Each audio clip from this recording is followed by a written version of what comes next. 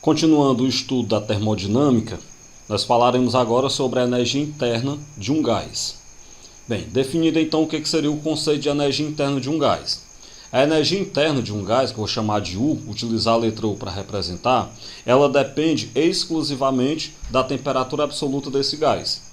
E para a gente calcular, para a gente determinar a energia interna de um gás, é só você pegar 3 meios vezes N vezes R vezes T.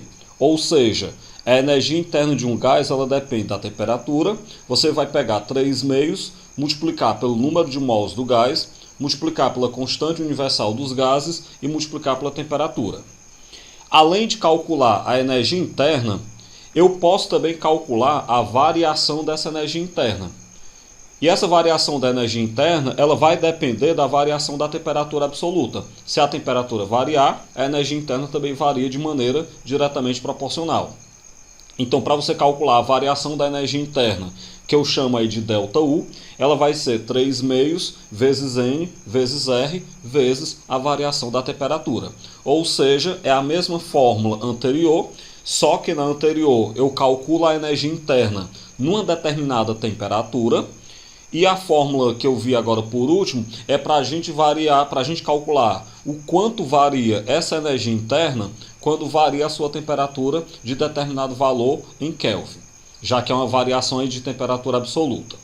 Bem, eu trago um exemplo. Considere a constante universal dos gases ideais como sendo 8,3 joules por mol vezes Kelvin e avalie o comportamento de 4 mols de um gás ideal para os seguintes casos. Na letra A, qual é a energia interna dessa quantidade de gás caso seja mantido a 60 graus Celsius? Bem, nós temos que trabalhar sempre com valores da temperatura em Kelvin.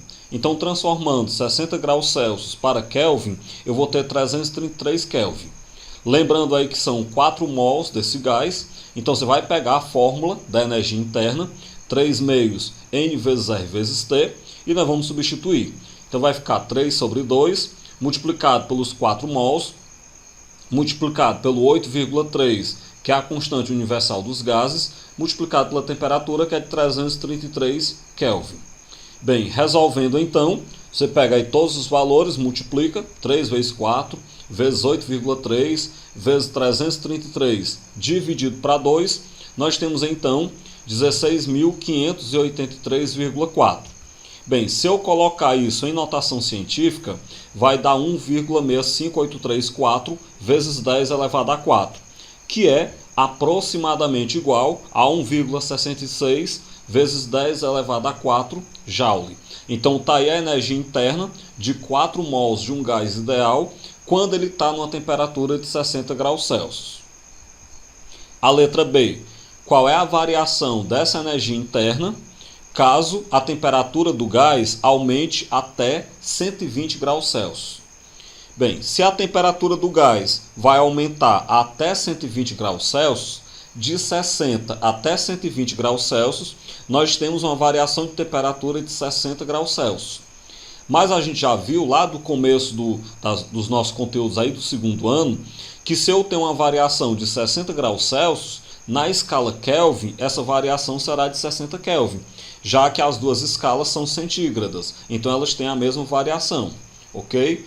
Dessa forma, então, como eu quero a variação da energia interna, essa variação da energia interna é 3 meios vezes N vezes R vezes a variação da temperatura.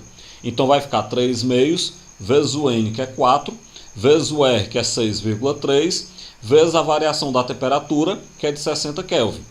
Multiplique tudo e divida por 2, isso vai me dar então uma variação da energia interna de 2.988 joules. A letra C. O que ocorre com a energia interna dessa quantidade de gás caso a temperatura diminua? Bem, pela fórmula, a gente viu que a variação da energia interna ela é diretamente proporcional à variação da temperatura absoluta. Por que é diretamente proporcional? Porque a variação da temperatura absoluta está multiplicando. Dessa forma, então, se é diretamente proporcional, caso a temperatura do gás diminua, a sua energia interna também irá diminuir. Próximo exemplo. caiu no vestibular da UVA em 2005.1. Um gás ideal sofre uma transformação isotérmica, ou seja, uma transformação onde não há variação de temperatura.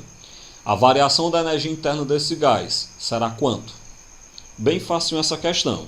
Vamos lembrar que a variação da energia interna é 3 meios multiplicado por N, multiplicado pelo R, multiplicado pela variação da temperatura.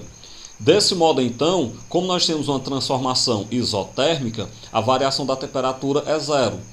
Se não houve variação de temperatura, não haverá também variação da energia interna. Então, a variação da energia interna será igual a zero e a resposta correta é a letra C.